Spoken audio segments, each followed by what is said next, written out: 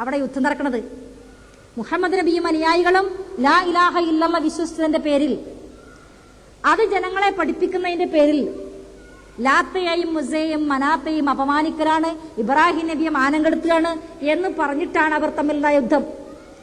ആ യുദ്ധത്തിൽ മക്കാ മുശ്രിക്കുകളും മുഹമ്മദ് നബിയും കൂട്ടരും തമ്മിലുള്ള യുദ്ധത്തിൽ ബാപ്പ മക്കളെ കൊന്നിട്ടുണ്ട്, മകൻ ബാപ്പാനെ കൊന്നിട്ടുണ്ട്, അമ്മാവൻ പെങ്ങളുടെ മക്കളെ കൊന്നിട്ടുണ്ട്, പെങ്ങളുടെ മക്കൾ അമ്മാവന്മാരെ കൊന്നിട്ടുണ്ട്.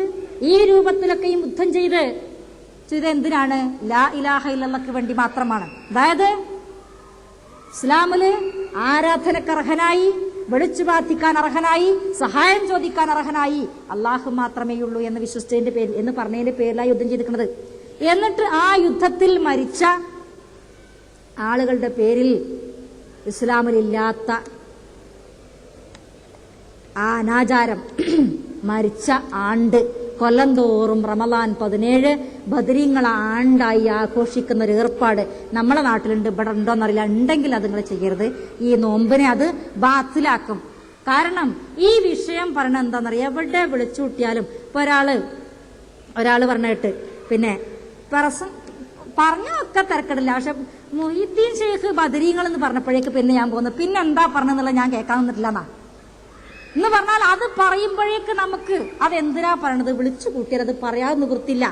വലഖദ് ഊഹിയ ഇലൈക വഇലല്ലദീന മിൻ ഖബലിക ലഇൻ അശ്റക്ത ലയഹബതന്ന അമലുക വലതകൂനന്ന മിനൽ ഖാസിരിൻ. ആരോടാ പറഞ്ഞറിയോ? മുഹമ്മദ് നബിയോടാണ് അള്ളാഹു പറഞ്ഞത് വിശുദ്ധ ഖുർആനിലൂടെ. പ്രവാചകരെ, താങ്കൾക്ക് മുമ്പുള്ളവർക്കും നാം നിർദ്ദേശം നൽകിയിരിക്കുന്നു. എന്താണ്? താങ്കളെങ്ങാനും അള്ളാഹുവിൽ പങ്കു ചേർത്താൽ, ശിർക്ക് ചെയ്താൽ ലയഹബതന്ന അമലുക, ഇത്രയും കാലമുള്ള സർവ്വ പ്രവർത്തനങ്ങളും ബാത്തിലായി പോകും.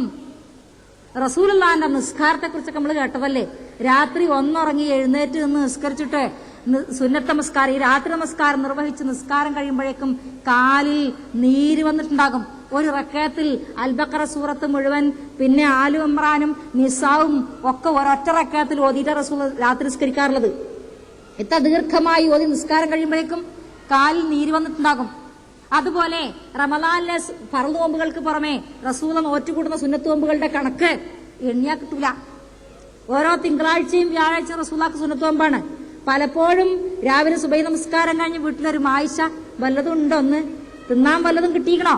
ഇല്ല പ്രവാചകരെ എന്ന് പറഞ്ഞ, എന്നാ എനിക്കിത് നോമ്പാണ്.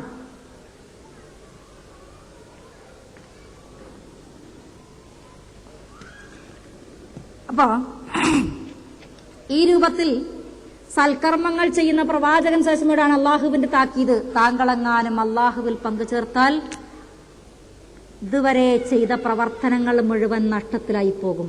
വലതകൂനന്ന മിനൽ ഖാസിരീൻ, എല്ലാം നഷ്ടപ്പെട്ട പരാജിതരുടെ കൂട്ടത്തിൽ താങ്കൾ ഉൾപ്പെടുകയും ചെയ്യും. അതുകൊണ്ട് അത്തരം ആണ്ടുകളും നേർച്ചകളും 27-ാം രാവിന്റെ അപ്പവും ഇതൊന്നുമല്ല റമളാനിന്റെ പുണ്യങ്ങള്. അതൊന്നും ഇസ്ലാമിൽ പറഞ്ഞ പുണ്യങ്ങളല്ല. അതൊക്കെ എവിടെന്നൊക്കെയോ കടത്തിക്കൂട്ടിയ ശൈത്താൻ നമുക്ക് ഓതിത്തന്ന ഏർപ്പാടുകളാണ് എന്ന് വേർതിരിച്ചു മനസ്സിലാക്കി റമളാനിൽ റസൂലുള്ളാഹി പഠിപ്പിച്ചു തന്ന, അള്ളാഹു കൽപ്പിച്ച യഥാർത്ഥത്തിലുള്ള ദീനിന്റെ നിയമങ്ങൾ മാത്രം ചെയ്തുകൊണ്ട് പരമാവധി നാവിനെയും കണ്ണിനെയും മനസ്സിനെയും നിയന്ത്രിച്ചുകൊണ്ട്, റമളാൻ വിശുദ്ധ ഖുർആൻ അവതരിപ്പിക്കപ്പെട്ട മാസമാണ്. ആ ഖുർആനുമായി പരമാവധി ശ്രദ്ധിച്ച് അടുപ്പം കാണിച്ചുകൊണ്ട് നന്മകൾ വാരിക്കൂട്ടാൻ ശ്രമിക്കുക. നമ്മൾ കൂടുതലായി കാര്യങ്ങൾ മനസ്സിലാക്കുകയും അത് അറിയാത്ത ആളുകൾക്ക് എത്തിച്ചു കൊടുക്കുകയും നമ്മളുടെ കുടുംബങ്ങളിലൂടെ അത് പ്രാവർത്തികമാക്കി നമ്മളുടെ മക്കളെ കൂടി ഇതിലേക്കൊക്കെ ആകർഷിപ്പിക്കുന്ന രൂപത്തിൽ നമ്മൾ പഠിക്കുന്ന കാര്യങ്ങൾ, മനസ്സിലാക്കുന്ന കാര്യങ്ങൾ ആദ്യമായി നമ്മളുടെ ജീവിതത്തിൽ പകർത്തി കാണിച്ചു കൊടുക്കുക. അതാണ്, പ്രവൃത്തിയാണ് ഏറ്റവും പ്രധാനപ്പെട്ട കാര്യം. റസൂൽ പറയും, അല്ലാഹുമ്മ ഇന്നി അഊദു ബിക മിൻ ഇൽമിൻ ലാ യൻഫഉ, ഉപകാരമില്ലാത്ത അറിവിൽ നിന്ന് പടച്ചോനെ ഞാൻ നിന്നോട് രക്ഷ തേടുന്നു എന്ന് റസൂൽ പ്രാർത്ഥിക്കാറുള്ള പ്രാർത്ഥനയാണ്. ഉപകാരമില്ലാത്ത അറിവ് എന്ന് പറഞ്ഞാൽ ഒരുപാട് പഠിച്ചിരിക്കണം, പക്ഷെ അതുകൊണ്ട് യാതൊരു കാര്യം, അതൊന്നും പ്രവൃത്തി കാണില്ല. നമുക്കിപ്പോ പറ്റിയ ഏറ്റവും വലിയ തകരാറും അതാണ്. നമ്മൾക്കിപ്പോ നമ്മുടെ നാട്ടിലാണെങ്കിലും ഇവിടെയാണെങ്കിലും ധാരാളം ക്ലാസ്സുകളുണ്ട്, ഒരുപാട് നമ്മൾ മനസ്സിലാക്കിയിട്ടുണ്ട്. ഇത് അനുസരിച്ച് ജീവിക്കാനുള്ള എന്തൊക്കെയോ തടസ്സങ്ങൾ, ബുദ്ധിമുട്ടുകൾ. അപ്പൊ അത് പരമാവധി റമളാൻ മാസത്തിലേക്ക് നമ്മൾ അതിനൊക്കെ നന്നായി തയ്യാറെടുക്കുകയും ഈ പുണ്യമുള്ള റമളാൻ മാസം അത് അതേ രൂപത്തിൽ നോമ്പുകൾ നോറ്റ് കഴിഞ്ഞു പോയ പാപങ്ങളിൽ നിന്നൊക്കെ കഴുകി ശുദ്ധീകരിക്കാൻ പരമാവധി ശ്രമിക്കുക. കൂടുതലായി മനസ്സിലാക്കാൻ കിട്ടാവുന്ന ക്ലാസ്സുകളൊക്കെ ഉപയോഗപ്പെടുത്തുക. ലേണിംഗ് ക്ലാസ്സുകളിൽ പങ്കെടുക്കാത്ത ആരെങ്കിലും, ഇനിയും ഖുർആൻ എന്താണെന്ന് മനസ്സിലാകാത്ത ആരെങ്കിലും ഉണ്ടെങ്കിൽ അമുസ്ലിമായ വനിതാ പോലീസ് പറഞ്ഞ രൂപത്തിൽ ദയനീയമായി നോക്കേണ്ടുന്ന ഒരു അവസ്ഥ ഇനി ഒരാൾക്കുണ്ടാകരുത്. എന്താണ് നിങ്ങളെ ഗ്രന്ഥത്തിൽ പറഞ്ഞതെന്ന് ചോദിച്ചാൽ എന്താണെന്ന് പറയാൻ കിട്ടുന്ന ഒരു അവസ്ഥ നമ്മൾക്ക് ഉണ്ടാകണം. അതിനനുസരിച്ച് ഈ റമളാനിലെ വിശുദ്ധ ഖുർആനുമായി ബന്ധപ്പെടുക. അള്ളാഹുവിന്റെ ഈ റമളാൻ മാസത്തിലെ നോമ്പുകൾ പുണ്യമുള്ള കൂലി കിട്ടുന്ന രൂപത്തിലുള്ള നോമ്പാക്കി മാറ്റാൻ അള്ളാഹു നമ്മളെല്ലാവരും അനുഗ്രഹിക്കുമാറാകട്ടെ. നമ്മിൽ നിന്ന് വന്നുപോയ എല്ലാ തെറ്റുകളും അള്ളാഹു പുറത്ത് മാപ്പാക്കി തരുമാറാകട്ടെ. അള്ളാഹു അവന്റെ ഉത്തമരായ ദാസന്മാരോടൊപ്പം നമ്മളെയും സ്വർഗത്തിൽ പ്രവേശിപ്പിക്കുമാറാകട്ടെ. റബ്ബന ആത്തിന ഫിദ്ദുനിയ ഹസന വഫിൽ ആഖിറതി ഹസനതൻ വഖിന അദാബന്നാർ. അസ്സലാമു അലൈക്കും വറഹ്മത്തുള്ളാഹി വബറകാതുഹു.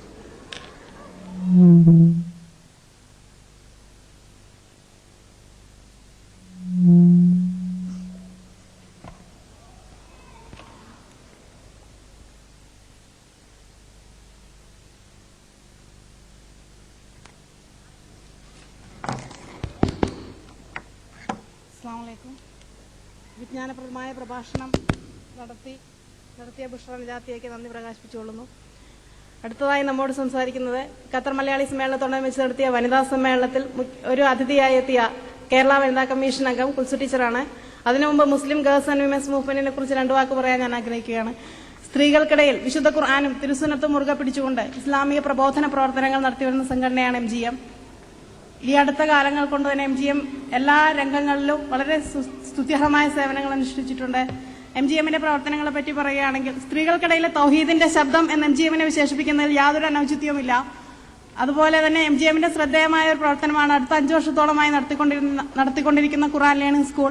അതിലൂടെ ഖുർആന്റെ വെളിച്ചം അനുഭവിക്കാൻ സൗഭാഗ്യം ലഭിച്ച പല സഹോദരിമാരും ഈ വേദിയിലുണ്ട്. അതുപോലെ കഴിഞ്ഞ ഒക്ടോബർ 31 നടത്തിയ വനിതാ സമ്മേളനം, അതിനുവേണ്ടി നടത്തിയ പ്രവർത്തന ശൈലി, അതിനുവേണ്ടിയുള്ള പ്രചരണം, ഇതൊക്കെ മൂലം ഈ ദോഹയിൽ ഏറ്റവും കൂടുതൽ ചർച്ച ചെയ്യപ്പെടുന്ന ഏറ്റവും വലിയൊരു സംഘടിത ശക്തി, സ്ത്രീകളുടെ ഒരു സംഘടിത ശക്തി എന്ന നിലയിലേക്ക് MGM എത്തി എന്ന് പറയുന്നതിൽ അതിൽ യാതൊരു തർക്കവുമില്ല. അതുപോലെ തന്നെ ഈ സമകാലീന സംഭവ വികാസങ്ങൾ നമ്മുടെ സ്ത്രീ സമൂഹത്തിന് അതിലൂടെ അനുഭവിക്കേണ്ടി വന്നിട്ടുള്ള ധാർമ്മിക മൂല്യച്യുതി, അത് മനസ്സിലാക്കിക്കൊണ്ട് ആ രീതിയിലുള്ള പ്രവർത്തനങ്ങളും മുസ്ലിം ഗേൾസ് ആൻഡ് വിമൻസ് മൂവ്മെന്റ് ആസൂത്രണം ചെയ്ത് നടത്തി വരുന്നുണ്ട്. അതുപോലെ ഇസ്ലാമിക പ്രഭാഷണ പരമ്പരകൾ, അതുപോലെ ജീവകാരുണ്യ പ്രവർത്തനങ്ങൾ, ഈ മേഖലകളിലെല്ലാം വളരെ സ്തുത്യർഹമായ സേവനങ്ങൾ അനുഷ്ഠിക്കാൻ MGMന് സാധിച്ചിട്ടുണ്ട്. ഈ മുസ്ലിം ഗേൾസ് ആൻഡ് വിമൻസ് മൂവ്മെന്റിന്റെ പ്രവർത്തനങ്ങളുമായി സഹകരിക്കണമെന്ന് ആഗ്രഹിക്കുന്നവർ, അതിലൂടെ വളരെ സൗഭാഗ്യമാണ് നമുക്കെല്ലാവർക്കും ലഭിക്കുന്നത്. നമ്മുടെ അനുഭവങ്ങളിലൂടെ അറിയാം. ഈ മുസ്ലിം ഗേൾസ് ആൻഡ് വിമൻസ് മൂവ്മെന്റിലെ അംഗങ്ങളായതുകൊണ്ട് തന്നെ അള്ളാഹുവിന്റെ ദീനിന്റെ സന്ദേശം മറ്റുള്ളവരിലേക്ക് പരത്താൻ വളരെയേറെ സൗഭാഗ്യം ലഭിച്ചിട്ടുള്ളവരാണ് ഈ മുസ്ലിം ഗേൾസ് ആൻഡ് വിമൻസ് മൂവ്മെന്റിലെ അംഗങ്ങളെല്ലാം. അതുപോലെ നമുക്കിടയിലുള്ള സാഹോദര്യവും ഐക്യവും ഊട്ടിയുറപ്പിക്കുവാൻ അതിനുവേണ്ടിയിട്ടുള്ള പ്രവർത്തനങ്ങളും വളരെ ആസൂത്രിതമായി തന്നെ MGM നടത്തി വരുന്നുണ്ട്. ഈ MGMന്റെ പ്രവർത്തനങ്ങളുമായി സഹകരിക്കാൻ താല്പര്യമുള്ള സഹോദരിമാർ ഇവിടെ അതിനുവേണ്ടിയിട്ടുള്ള ഫോം ഡിസ്ട്രിബ്യൂട്ട് ചെയ്യേണ്ട, അത് താല്പര്യമുള്ളവർ മാത്രം അത് ഫില്ല് ചെയ്യുക. അതുപോലെ തന്നെ ഈ കഴിഞ്ഞ ഒരാഴ്ചയായി ശാന്തനികേതൻ ഇന്ത്യൻ സ്കൂളിൽ നടത്തി വരുന്ന ഇസ്ലാമിക ക്ലാസ്, അതിലിനി 2 ക്ലാസ്സും കൂടി ബാക്കിയുള്ളത് ഈ വരുന്ന ശനി ഞായർ ദിവസങ്ങളിൽ നടത്തുന്നുള്ളത് അറിയിക്കുകയാണ്. അടുത്തതായി നമ്മോട് സംസാരിക്കുന്നതിന് വേണ്ടിയിട്ട് അതിനു മുമ്പ് ഈ മുസ്ലിം ഗേൾസ് ആൻഡ് വിമൻസ് മൂവ്മെന്റ് സംഘടിപ്പിച്ച വനിതാ സമ്മേളനത്തിൽ അതിഥിയായി എത്തി ആശംസകൾ സംസാരിച്ച കുൽസു ടീച്ചർക്കുള്ള നന്ദി, അതുപോലെ തന്നെ ഞങ്ങളുടെ സന്തോഷം പങ്കുവയ്ക്കുന്നതിന് വേണ്ടിയിട്ട് കുൽസു ടീച്ചർക്ക് ഒരു ചെറിയ ഉപഹാരം മുസ്ലിം ഗേൾസ് ആൻഡ് വിമൻസ് മൂവ്മെന്റിന്റെ ജനറൽ സെക്രട്ടറി താഹിറ വഹാബ് സമ്മാനിക്കുന്നതാണ്. അതിനുവേണ്ടി താഹിറ വഹാബിനെ ക്ഷണിക്കുന്നു.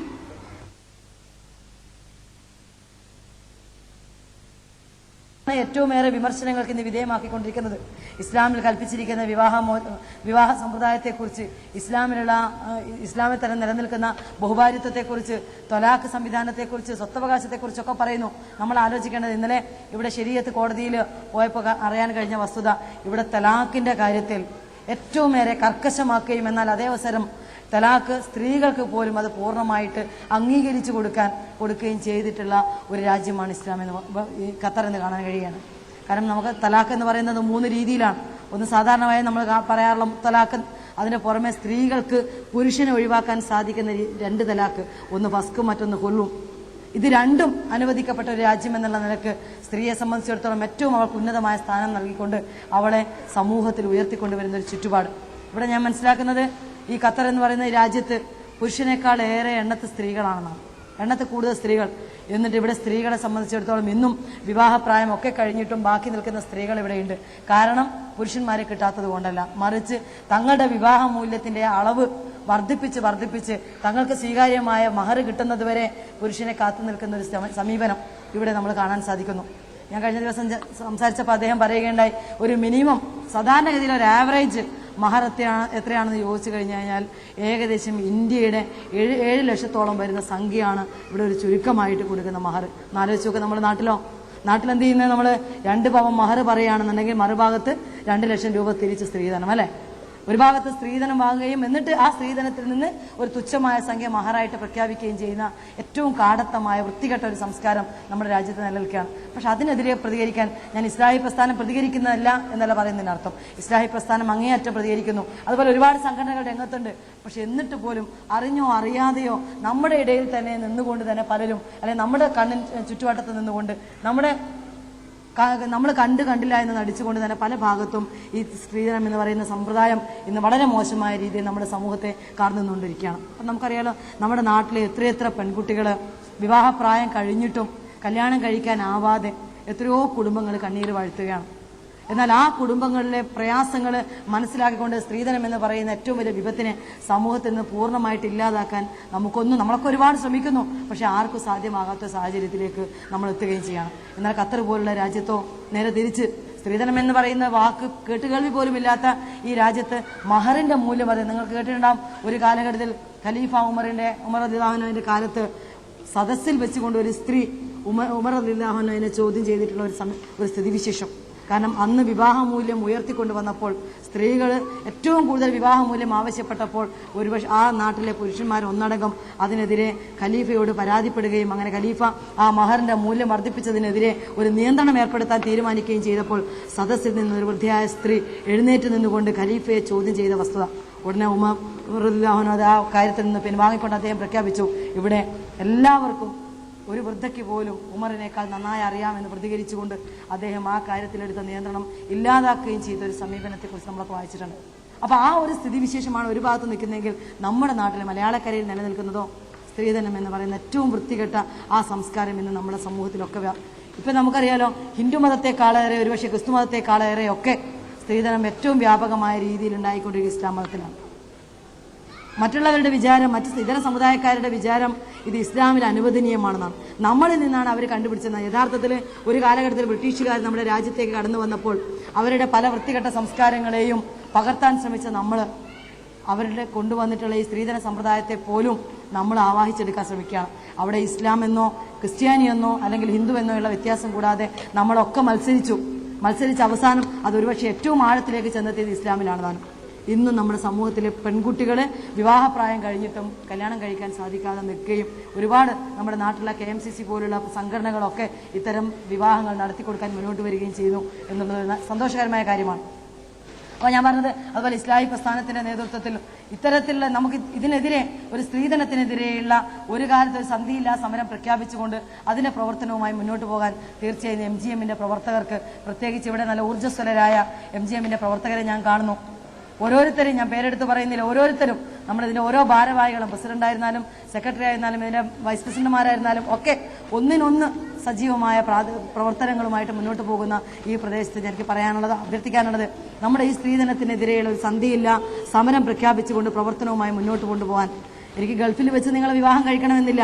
പക്ഷേ ഈ ഗൾഫിൽ നിൽക്കുന്ന ആളുകൾ തന്നെ നാട്ടിലെത്തിക്കഴിഞ്ഞ് വിവാഹത്തിൽ ഏർപ്പെടുമ്പോൾ, തങ്ങളുടെ മക്കളെ കെട്ടിച്ചയക്കുമ്പോൾ അവിടെ ഒരു വാക്ക് പോലും സ്ത്രീധനത്തിനെതിരെ പറയാൻ തയ്യാറാവാതെ ആ നാളിൽ വെച്ച് നടക്കുന്ന വിവാഹത്തിൽ അങ്ങേയറ്റം തന്റെ പത്രാസ് കാണിക്കാൻ വേണ്ടി എത്രമാത്രം സ്ത്രീധനം കൊടുക്കാമോ അത്രമാത്രം സ്ത്രീധനം കൊടുത്തുകൊണ്ട് വിവാഹം കഴിക്കുന്ന ഒരു ചുറ്റുപാട് നമ്മുടെ നാട്ടിൽ നിലനിൽക്കുകയാണ്. കാരണം ഗൾഫിൽ ഒരുപാട് കാലത്തെ അധ്വാനത്തിന്റെ ഫലം ഒരു വലിയ പണം സ്വരൂപിച്ചു കൂട്ടി ഗൾഫിലെ നാടുകളിലേക്ക് തിരിച്ചെത്തുമ്പോൾ തന്റെ മകൾ വിവാഹപ്രായമെത്തി കല്യാണം കഴിക്കുന്ന സമയത്ത് അവിടെ നല്ലൊരു വരനെ കണ്ടെത്തി കഴിഞ്ഞാൽ അവർ ചെയ്യുന്നത് എന്താണെന്നറിയോ? ആ പെൺകുട്ടിയെ സ്വർണ്ണത്തിലിട്ട് മൂടുകയാണ്. അങ്ങേയറ്റം എടുത്താൽ പൊന്താത്തത്ര ആ കുട്ടിയെ ഒരുപക്ഷെ സ്വർണത്തിന്റെ ഭാരം കൊണ്ട് തല കുനിച്ച് നിൽക്കേണ്ടി വരാൻ തല കുനിഞ്ഞു പോകുന്ന ഒരവസ്ഥയിലേക്ക് എത്തിയാൽ പോലും മാതാപിതാക്കൾക്ക് തൃപ്തിയാകുന്നില്ല. കാരണം എന്റെ പണത്തിന്റെ ഹുങ്ക്, എന്റെ സാമ്പത്തിക ശേഷിയുടെ പത്രാസ് എന്റെ നാട്ടിൽ കാണിക്കാൻ എനിക്ക് കിട്ടുന്ന ഏറ്റവും നല്ല അവസരമാണ് ഈ മകളുടെ വിവാഹകാലം. അതുകൊണ്ട് തന്നെ അവളെ ഏതൊക്കെ രീതിയിൽ സ്വർണ്ണമണിയിക്കാമോ അത് അതുപോലെ തന്നെ വിവാഹ മാമാങ്കങ്ങൾ നമ്മുടെ നാട്ടിൽ സാധാരണ എനിക്ക് തോന്നുന്നത് ഇസ്ലാഹി പ്രസ്ഥാനമാണ് ഏറ്റവും ഏറെ വിവാഹ മാമാങ്കത്തിനെതിരെ പ്രതികരിച്ചത്, വിവാഹ ദൂർത്തിനെതിരെ പ്രതികരിച്ചത്. പക്ഷെ ഇന്നും നമ്മുടെ നാടുകളിലൊക്കെ വിവാഹം ഒരു ഏറ്റവും വലിയ ദൂർത്തായിട്ട് ഇത് മാറുകയാണ്. അപ്പം ഞങ്ങൾ വനിതാ കമ്മീഷൻ നേതൃത്വത്തിലൊക്കെ ആലോചിച്ച് വരികയാണ്. വിവാഹ ദൂർത്തിനെതിരെ വല്ല നിയന്ത്രണങ്ങളും നിയമപരമായിട്ട് ഏർപ്പെടുത്താനുള്ള സംവിധാനങ്ങൾ ഞങ്ങളിങ്ങനെ ആലോചിച്ച് വരികയാണ്. ഏതെങ്കിലും രീതിയിൽ ഫൈൻ ചുമത്താനോ അല്ലെങ്കിൽ ലൈസൻസിങ് സമ്പ്രദായം ഏർപ്പെടുത്താനോ അങ്ങനെ എന്തെങ്കിലും ചെയ്യാൻ പറ്റുമോ എന്ന് ഞങ്ങളും ഗവൺമെന്റ് തലത്തിൽ ഇങ്ങനെ ആലോചിച്ച് വരികയാണ്. അല്ലാതെ രക്ഷയില്ല. കാരണം സമ്പന്നരായ ആൾക്കാരെ എന്തുമാത്രം മത്സരിക്കുമോ അവരെ കണ്ട് അതിനനുസരിച്ച് ഒരു നയാ പൈസ പോലും നിവൃത്തിയില്ലാത്ത വളരെ പാവപ്പെട്ട റെസീറ്റ് ബുക്ക് അടിച്ച് ഗൾഫ് രാജ്യങ്ങളിൽ നിന്നും സ്വന്തം നാടുകളിൽ നിന്നും പണം പിരിച്ച് മക്കളെ കെട്ടിക്കുന്നവർ പോലും വിവാഹ ദൂർത്തിന്റെ കാര്യത്തിൽ അല്പം പോലും പിന്നോക്കമല്ല. നമുക്കറിയാം ഇപ്പോഴും നാടുകളിലൊക്കെ 3 ദിവസമൊക്കെ കല്യാണങ്ങൾ 3-4 ദിവസം ഏകദേശം കല്യാണം തന്നെയായിട്ട് നടക്കുകയാണ്. കോഴിക്കോട് ടൗണിലൊക്കെ പറയുകയാണെങ്കിൽ ഞാൻ പ്രതിനിധീകരിക്കുന്ന എൻ്റെ പ്രദേശത്ത് കോഴിക്കോടൊക്കെ ഒരു ദിവസം പുരുഷൻ, ഒരു ദിവസം മൈലാഞ്ചി, മറ്റൊരു ദിവസം പുരുഷന്മാർക്ക്, വേറെ ദിവസം സ്ത്രീകൾക്ക്, 4-ാം ദിവസം പുതുക്കം, 5-ാം ദിവസം സൽക്കാരം, ഇങ്ങനെ നീണ്ടുപോവുകയാണ്. ചുരുക്കി പറഞ്ഞാൽ ഒരാഴ്ച നീണ്ട കല്യാണത്തിന്റെ പരമ്പര. അപ്പൊ ഇതിനൊരു അവസാനം നമുക്ക് ഉണ്ടാവണം. ഇതിനൊരു അറുതി വരുത്താത്തിടത്തോളം കാലം നമ്മൾ എത്ര പറഞ്ഞിട്ട് കാര്യമില്ല.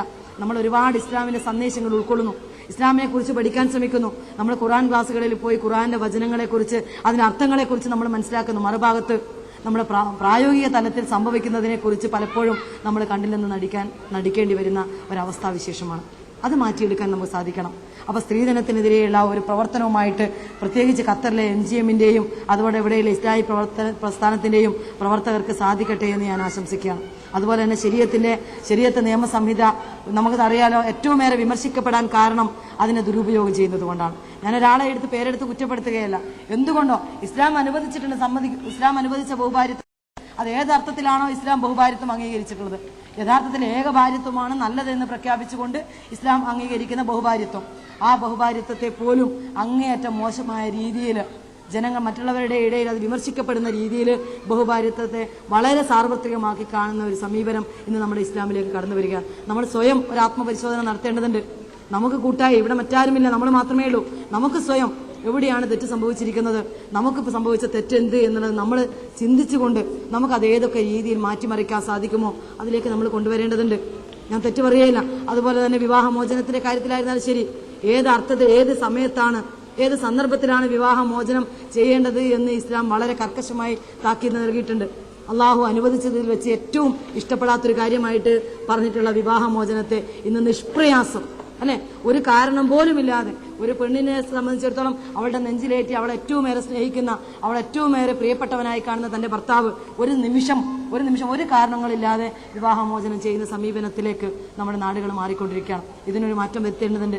അവിടെ നമ്മൾ എന്തൊക്കെ പറഞ്ഞു, നമ്മൾ മറ്റുള്ളവരോട് വാദോരാതെ സംസാരിക്കുകയും മറ്റുള്ളവരുടെ മുമ്പിൽ നമ്മൾ പരമാവധി പിടിച്ചു നിൽക്കാൻ വേണ്ടി ഇതൊക്കെ പറഞ്ഞു നോക്കാറുണ്ട്. പക്ഷെ എന്ത് പറഞ്ഞു കഴിഞ്ഞാലും ഫലത്തിൽ വരുമ്പോൾ നമ്മൾ കാണുന്നത് എന്താണ്?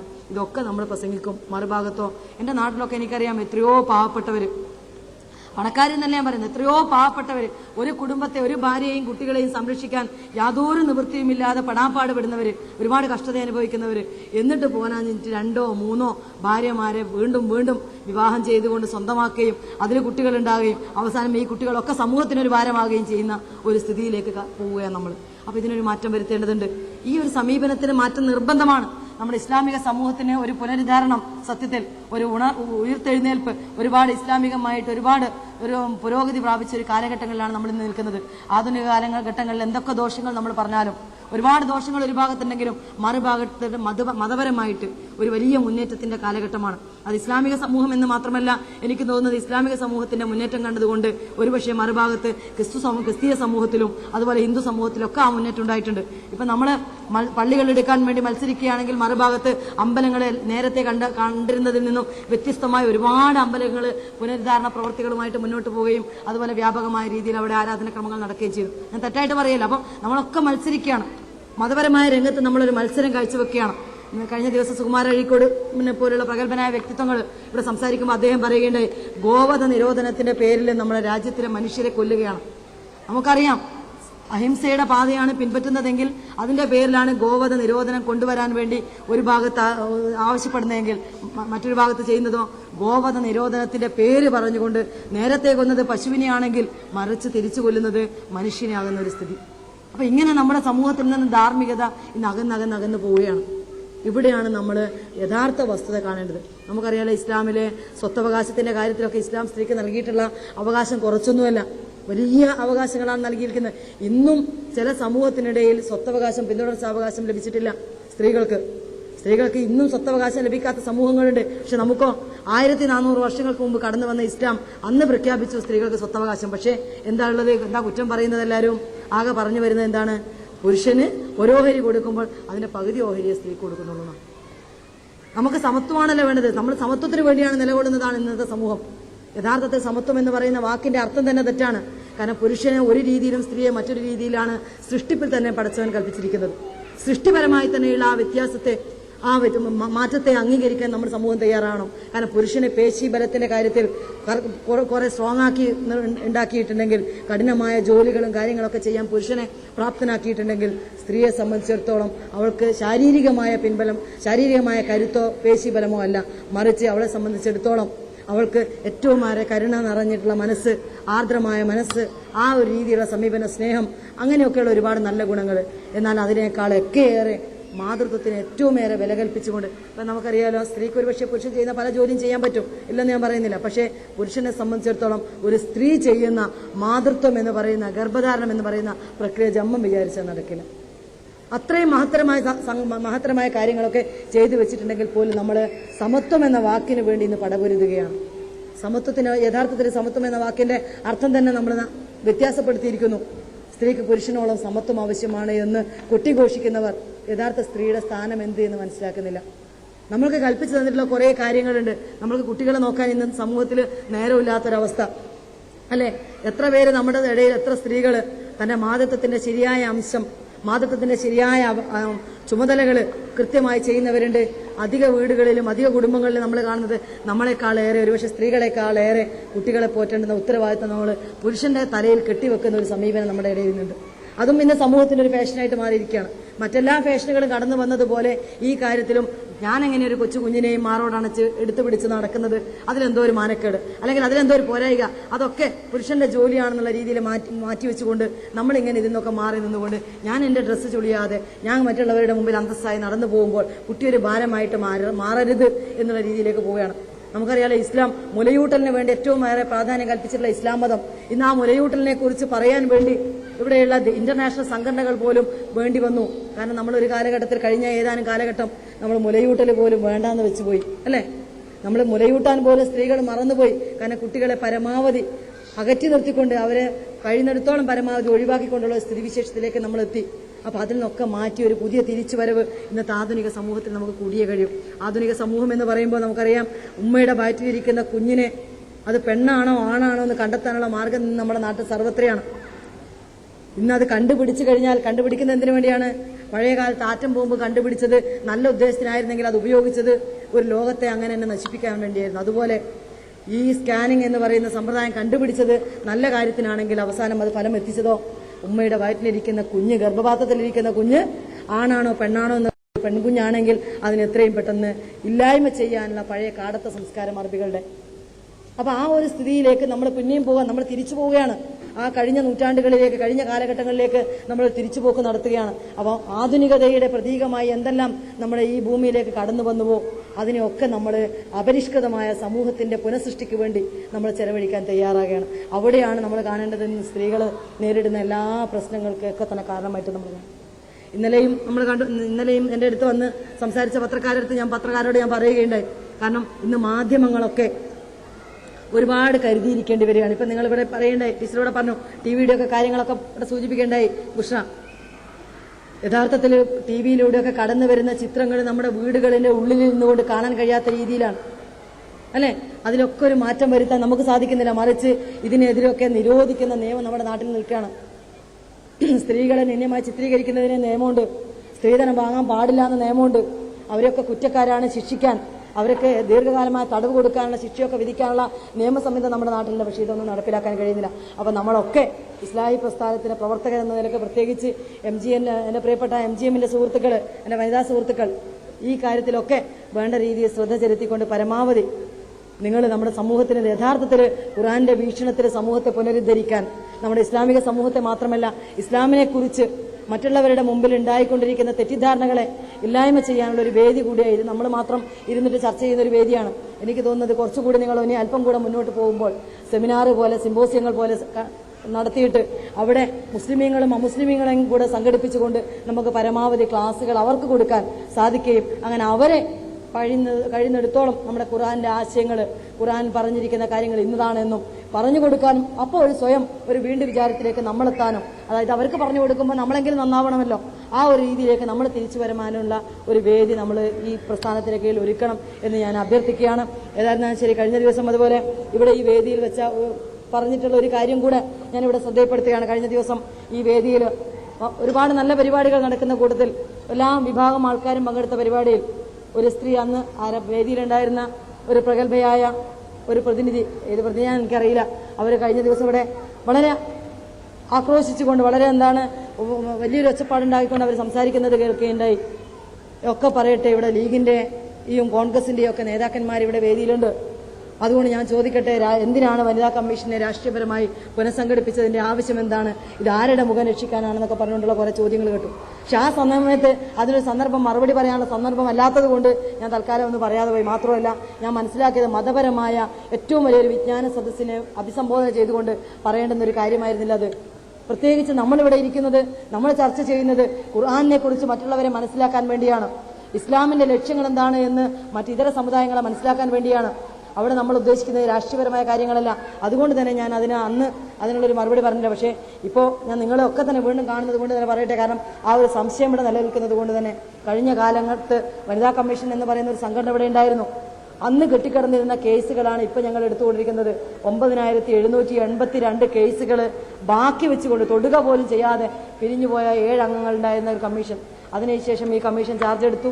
ഇന്ന് കേരളത്തിൽ അങ്ങോളം ഇങ്ങോളം, തിരുവനന്തപുരം മുതൽ കാസർഗോഡ് വരെയുള്ള ജില്ലകളിലെ അങ്ങോളം ഇങ്ങോളം പ്രദേശങ്ങളിൽ ഞങ്ങൾ ഓടി സഞ്ചരിച്ചിട്ട് തന്നെ പ്രശ്നങ്ങൾ പരിഹരിച്ചുകൊണ്ടേ വരികയാണ്. അവിടെ രാഷ്ട്രീയത്തിന്റെ അല്ലെങ്കിൽ അതിപ്രസരം കടന്നു വരികയോ ആരുടെയെങ്കിലും മുഖം രക്ഷിക്കാനുള്ള നിർദ്ദേശങ്ങളോ വനിതാ കമ്മീഷന് വേണ്ടി ഗവൺമെന്റിന്റെ ഭാഗത്ത് നിന്ന് വനിതാ കമ്മീഷൻ ഉണ്ടായിട്ടില്ല, ഇന്നും ഉണ്ടായിട്ടില്ല. അവിടെ പറഞ്ഞു വന്നതിന്റെ ഉദ്ദേശം എനിക്ക് മനസ്സിലായതുകൊണ്ട് മാത്രം ഞാൻ ആ കാര്യത്തെ സൂചിപ്പിക്കുകയാണ്.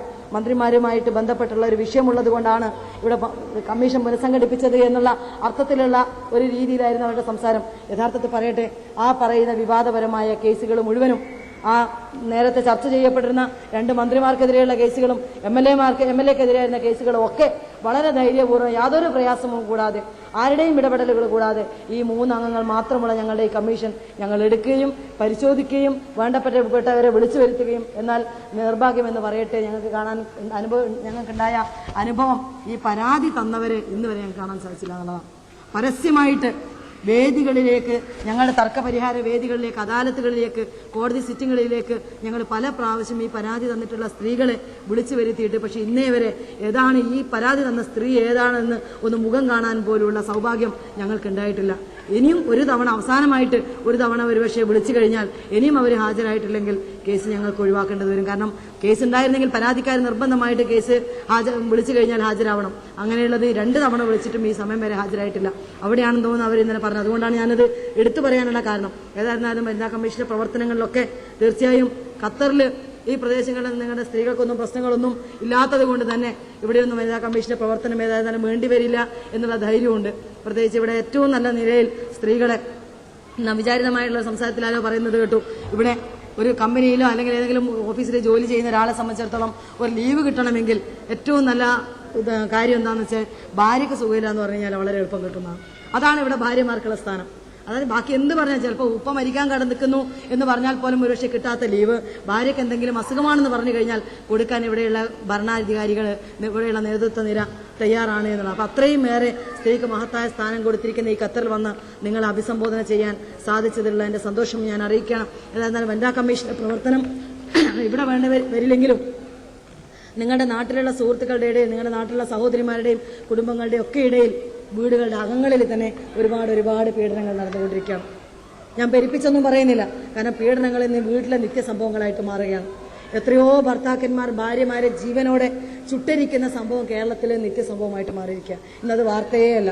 കഴിഞ്ഞ ദിവസം കാസർഗോഡ് കേസ് നടന്നുകൊണ്ടിരിക്കുമ്പോൾ ഒരു സ്ത്രീ മുഴുവൻ കവർ ചെയ്തുകൊണ്ടുള്ള ബുർഖ ധരിച്ചുകൊണ്ട് ഒരു പെണ്ണ് എന്റെ മുമ്പാകെ വന്നപ്പോൾ ഞാൻ ചോദ്യം ചെയ്യാൻ വേണ്ടി എടുത്ത എൻ്റെ മുമ്പിൽ ഇരുന്നതിന് ശേഷം പെട്ടെന്ന് ഈ കുട്ടി മറ പൊന്തിച്ച് മുഖം കാണിച്ചപ്പോൾ ഞാൻ പെട്ടെന്ന് ഒച്ചത്തിൽ ഞാൻ അറിയാതെ നിലവിളിച്ചു പോയി ഈ കുട്ടിയുടെ മുഖം കണ്ടപ്പോൾ. സംഭവം എന്താണെന്നറിയോ?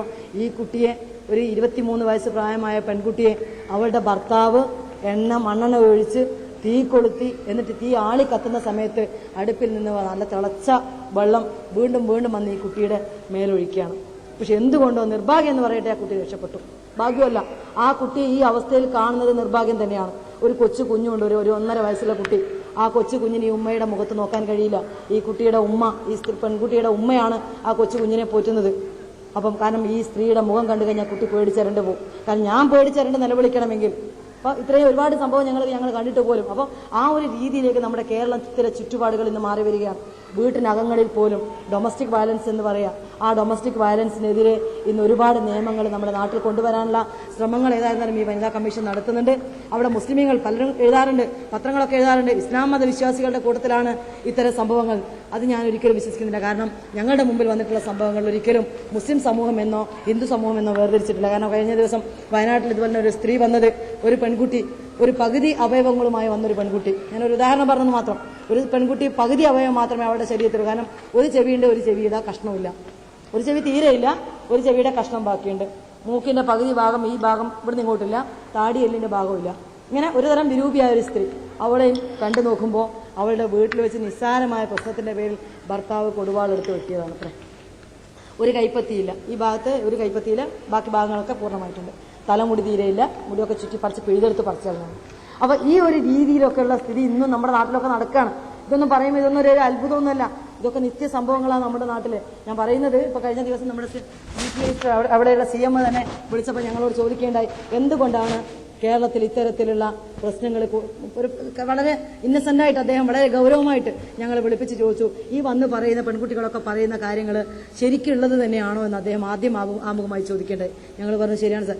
അപ്പോഴാണ് അദ്ദേഹം വീണ്ടും പറയുന്നത്, നിങ്ങളതൊന്ന് കണ്ടെത്തുമോ, എന്താണ് ഇതിന്റെ കാരണം, കണ്ടെത്തണമെന്ന് എനിക്ക് ആഗ്രഹമുണ്ട്, അതൊന്ന് കണ്ടുപിടിച്ചാൽ നമുക്ക് ആ വഴിക്ക് ചിന്തിക്കാം. വളരെ ആത്മാർത്ഥമായിട്ട് അദ്ദേഹം പറയുകയുണ്ടായി. അപ്പൊ ഞാൻ പറഞ്ഞത്, കാരണം എന്തൊക്കെ ഇവിടെ ആര് ഭരിച്ചു എന്നുള്ളതല്ല പ്രശ്നം. ഒരുപക്ഷെ ഗവൺമെന്റുകൾ മാറി മാറി ഭരിക്കാം, പക്ഷെ എത്ര ഗവൺമെന്റ് മാറി മാറി വന്നാലും സ്ത്രീകൾക്കെതിരെയുള്ള അതിക്രമങ്ങൾ, ഇപ്പൊ നിങ്ങൾ ഇന്ന് ഇന്നലെ കണ്ടല്ലോ, ട്രെയിനിൽ നിന്ന് വെച്ചുണ്ടായ സംഭവങ്ങളൊക്കെ നിങ്ങൾ കണ്ടിട്ടുണ്ടാവും. ട്രെയിനിൽ നിന്ന് യാത്ര ചെയ്തുകൊണ്ടിരിക്കുന്ന പെൺകുട്ടികളെ ആ ട്രെയിനിൽ സഞ്ചരിച്ചു കൊണ്ടിരിക്കുന്ന ഏറ്റവും വലിയ ഉദ്യോഗസ്ഥരായ ആൾക്കാരെ ആക്രമിച്ച സംഭവം ആണ് കഴിഞ്ഞ ദിവസം പത്രത്തിൽ വായിക്കാൻ കഴിഞ്ഞത്. പട്ടാളക്കാരായ കുറെ പേര് കൂടിയിട്ട്, അതും സീറ്റ് സൗകര്യം ചെയ്തു കൊടുത്തതിന്റെ പേര്. അപ്പൊ ഇങ്ങനെയുള്ള ഒരുപാട് സംഭവങ്ങൾ ഞാൻ ദീർഘിപ്പിച്ച് പറയുന്നില്ല. നിങ്ങൾ തന്നിരിക്കുന്ന എല്ലാ സ്നേഹാദേവിനും, നിങ്ങൾ തന്നിട്ടുള്ള ഈ ക്ഷണത്തിനും എല്ലാവിധ ആശംസകളും നന്ദിയും രേഖപ്പെടുത്തുകയാണ്. ഏതായിരുന്നാലും ഇസ്ലാഹി സെന്റർ, ഞാൻ ഒരിക്കലും ഖത്തറിലെ ഇസ്ലാഹി സെന്ററിനെ ഒരിക്കലും എന്റെ ജീവനുള്ളിടത്തോളം കാലം മറക്കാൻ കഴിയില്ല. അത്രയും മികച്ച പ്രവർത്തനങ്ങൾ നേരിട്ട് കാണാൻ കഴിഞ്ഞു. മാത്രമല്ല ഖത്തറിലേക്ക് എനിക്ക് വരാനുള്ള സൗകര്യം ഒരുക്കി തന്നത് ഇസ്ലാഹി സെന്ററാണ്. അതൊരിക്കലും അതുകൊണ്ട് തന്നെ എന്റെ മായാതെ മനസ്സിൽ കാത്തു സൂക്ഷിക്കാൻ കഴിയും. പ്രത്യേകിച്ച് ഖത്തറിലെ ജനങ്ങളെക്കുറിച്ച് ഒരു നല്ല വാക്ക് പറയാതിരിക്കുന്ന നിർവാഹമില്ല. കാരണം ഖത്തറിലെ മലയാളികൾ നമ്മുടെ മറ്റുള്ള പ്രദേശങ്ങളെക്കാളൊക്കെ ഏറെ ഒരുപാട് സന്തോഷവാന്മാരായിട്ടുള്ള മുഖങ്ങളായിട്ട് ഞാൻ കാണുകയാണ്. ഇവിടെ നിങ്ങളൊക്കെ എനിക്ക് തോന്നുന്നത് വലിയ അല്ലലും അലട്ടലുമില്ലാതെ, പ്രയാസങ്ങളില്ലാതെ, ഒരുവിധം തരക്കേടില്ലാത്ത സാമ്പത്തികമായ ചുറ്റുപാടുകളിലൊക്കെ ജീവിച്ചു പോവുകയും എന്നാൽ അതോടൊപ്പം അങ്ങേയറ്റം പടച്ചവനെ പേടിച്ചുകൊണ്ടുള്ള ഇസ്ലാമികപരമായ ചുറ്റുപാടിൽ തന്നെ അടങ്ങി ഒതുങ്ങി ജീവിക്കാനുള്ള ഒരു ചുറ്റുപാട് ഇന്ന് നാളെ എന്തെന്ന് എനിക്കറിയില്ല, ഇന്നത്തെ ചുറ്റുപാട് ഞങ്ങൾക്ക് കാണാൻ കഴിഞ്ഞതാണ്. അതുകൊണ്ട് തന്നെ ഈ ഖത്തറിൽ വരാനും നിങ്ങളെയൊക്കെ കാണാനും അവസരം ലഭിച്ചതിന് ഒരുപാട് നന്ദിയും കടപ്പാടും ഇസ്ലാഹി സെന്ററിനോടും അതുമായി ബന്ധപ്പെട്ട് ക്ഷണിച്ച ആൾക്കാരോടൊക്കെ ഒരുപാട് നന്ദി പ്രകാശിപ്പിച്ചുകൊണ്ട്, പ്രത്യേകിച്ച് മുഹമ്മദ് ഉണ്ണിക്കാനെ പോലെയുള്ള ആൾക്കാരൊക്കെയായിരുന്നു അന്നെ ബന്ധപ്പെട്ടത്, അദ്ദേഹത്തിനൊക്കെ ഒരുപാട് എൻ്റെ നന്ദി ഞാൻ പ്രകാശിപ്പിക്കുകയാണ്.